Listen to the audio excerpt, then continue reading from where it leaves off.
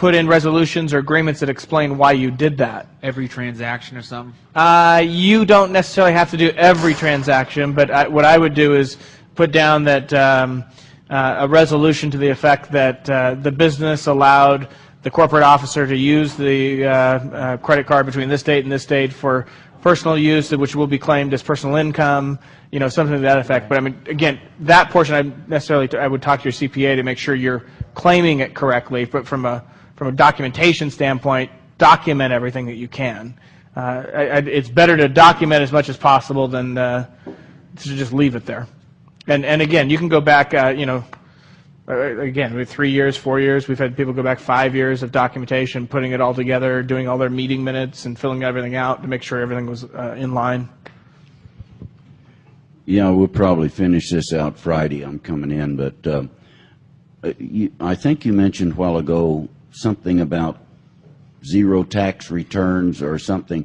Do they have to also go back to the beginning, or can they start when it becomes active, and is that going to make a difference? Yeah, the IRS will ask you for those returns. So you should file, if you get a shelf corp, for instance, you should file a zero return for every single year that there was no activity on that. I mean, so if you bought a 4-year-old shelf corporation, you want to go back to year 1, file a return that's zero return for that year. The next year, another zero return. The next year, a zero return. And then when you start creating activity that year, then you file your return with that activity on it. Okay. The other reason I ask is I got called from Traders Accounting wanting to know, since the EIN number had just gotten here, whether they needed to file, whether we wanted to start it last year or start from January of this year.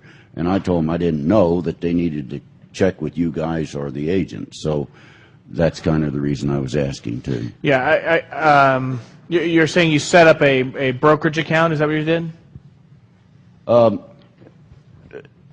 I do invest in. Yes. What was it that you said you set up? You set up something, and they're asking about when to set it up. Traders Accounting is my accounting service in Tempe, Arizona. Yeah, so, well, it's whenever the ink date. When was the ink date of your corporation? Well, 96. Okay, so have you filed a tax return since No. 96? Okay. Has there been any activity since 96? No, you guys got it. So they would, your bookkeeping company would need to make sure they file a zero return all of those years. You don't want to just start it on, That's why I was asking. So I'll probably get you guys together and let you figure this out. Yeah.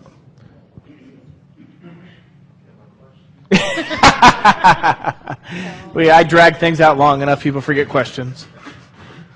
I think you just answered my question. How far you have to go back? Yeah, and if I drag go things back to the very beginning, answers out long enough, I answer them too. No matter if it's 15 years ago. Yeah, I would go back as far as.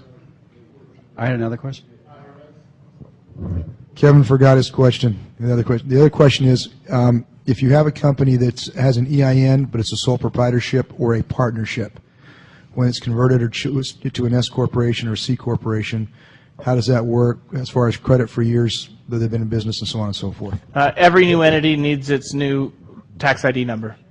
So you file a new S corporation, you can't take your EIN from your sole prop and try to attach that to the S corp. Is that what you mean? If you file a new S corporation, you get a new tax ID number for it. Even if it's the same name, you have to get a new EIN number for the new entity.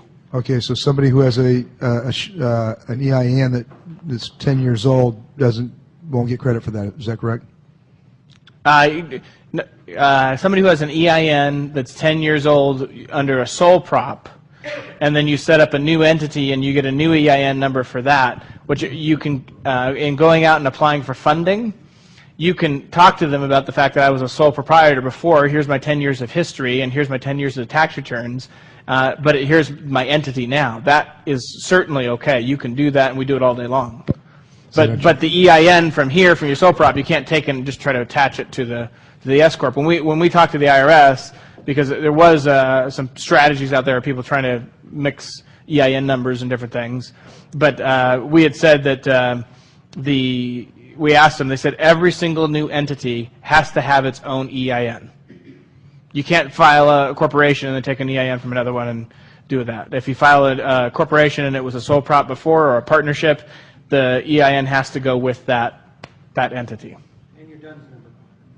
And yes, a DUNS number would be for each entity as well.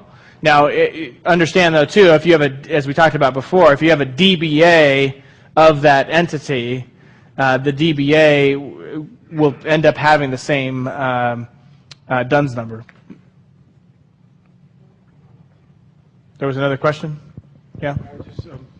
You just clarified that, but what I wanted to know is from the sole proprietorship, does that, once you move that to LLC or corporation, do you like eliminate that or close that sole proprietorship or get rid of that? Do you get rid of I'm sorry. I think I The went question into a is trance this. and lost everything. Yeah. Let me stand up. What was that? The question is this, all right. You have a sole proprietorship. Now you want to move that into an LLC or form that into a corporation. Uh-huh. But it's a whole new entity. Yep. So what What do you do with the other entity? exactly? Well, two things. I mean, any EIN that you had, you're going to have to file a final tax return on the EIN. But you can also do mergers with the two. So I would certainly sit down with your CPA. So if you have a sole proprietorship and you have a corporation, you want to bring the two together because you want to use the history of that sole proprietorship, your CPA should be able to sit down and work with you to merge those together. The EIN of the old entity will have a final tax return filed on it so that they don't keep asking you for tax returns. So it should be cleared out and said, okay, this is my final tax return, here's my EIN, and you're filing it on that. The shelf corporations that you file, are those LLC? The shelf corporations, shelf corporations that we have are C corporations, and every single corporation, when it is filed, it is a C corporation. And then you file a form with the IRS to change it to become an S corporation.